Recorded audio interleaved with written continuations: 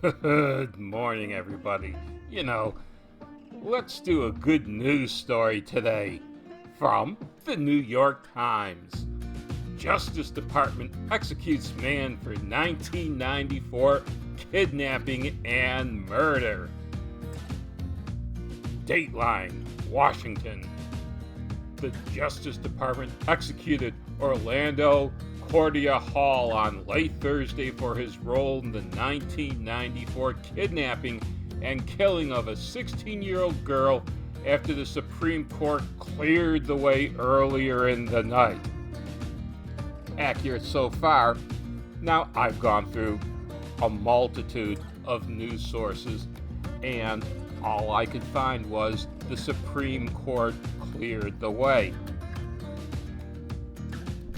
Every news source seems to just say this. It doesn't say if it was a unanimous decision. It doesn't say it was a split vote. It says the Supreme Court cleared the way. I think that with the biasness of the legacy media, that it's not too far an assumption to make to think that it was a unanimous decision. If it was a bitterly divided Supreme Court, I think the legacy media would have been more than happy to put that in there. Instead, they just quietly say, the Supreme Court did it. All right, let's go on. I'm finished making assumptions. Well, at least for now. His execution by lethal injection at the penitentiary in Terre Haute, Indiana, was the 8th by the Trump administration since this summer. Bravo, President Trump. When it resumed use of capital punishment by the federal government after a 17-year hiatus. Better late than never, Mr. President. You should have started these executions 3.5 years ago. Mr. Hall, 49, was the first of 3 federal prisoners scheduled for execution during the presidential transition. President-elect? No. How about we go with Uncle Joe has said he will work to end the use of capital punishment by the federal government if he's confirmed.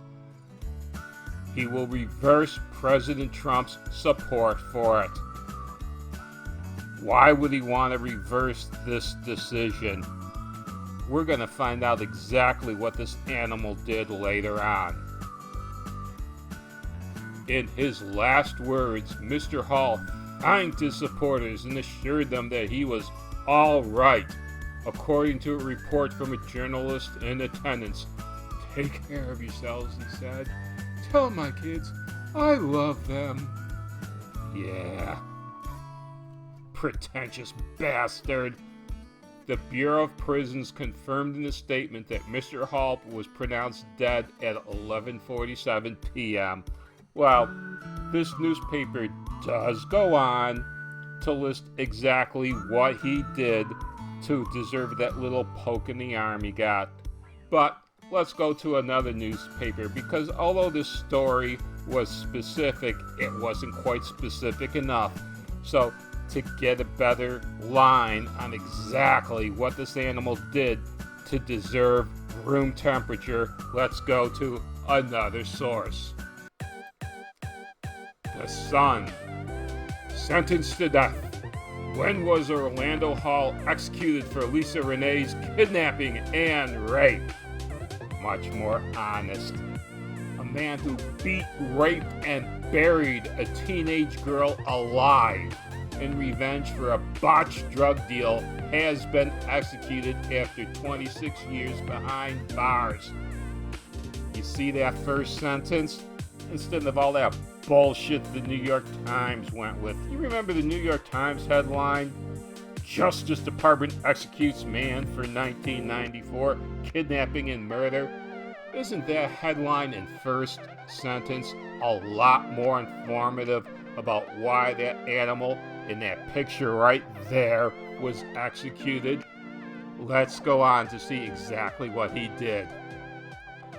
And by the way, this is the girl right here, 16 years old. She never had a chance in life. At least the animal got to make it to 49. The revenge attack on Renee was to get back at the girl's two brothers over a botched $5,000 marijuana deal on September 24, 1994. Renee was kidnapped from her sister's apartment that same day. Over the span of 48 hours, was repeatedly gang raped in a motel in Arkansas. 2 days later, on September 26, Hall and two other men drove Renee to Bird Lake Natural Area in Pine Bluff and covered her eyes with a mask. They led her to a grave site they had dug a day earlier before Hall placed a sheet over Renee's head and then hit her with a shovel. When she tried to run, another man and Hall took turns hitting her with the shovel before gagging her and dragging her into the grave, where she was doused in gasoline before dirt was shoveled over her. According to court records, Renee contacted 911 before getting kidnapped. She told the dispatcher, "They're trying to break down my door. Hurry up." The phone line cut off after a muffled scream was heard, and the man said, "Who are you on the phone with?" "I'm not going on. You get the point." This man lived for 26 years after he repeatedly raped, tortured, I'd call it torturing what he did to this, I'd call the rape torture, hitting her with a shovel, putting a sheet over her head, dousing her with gasoline, then burying her alive. This man only got what he deserved. It's a shame it took 26 years to carry out the sentence.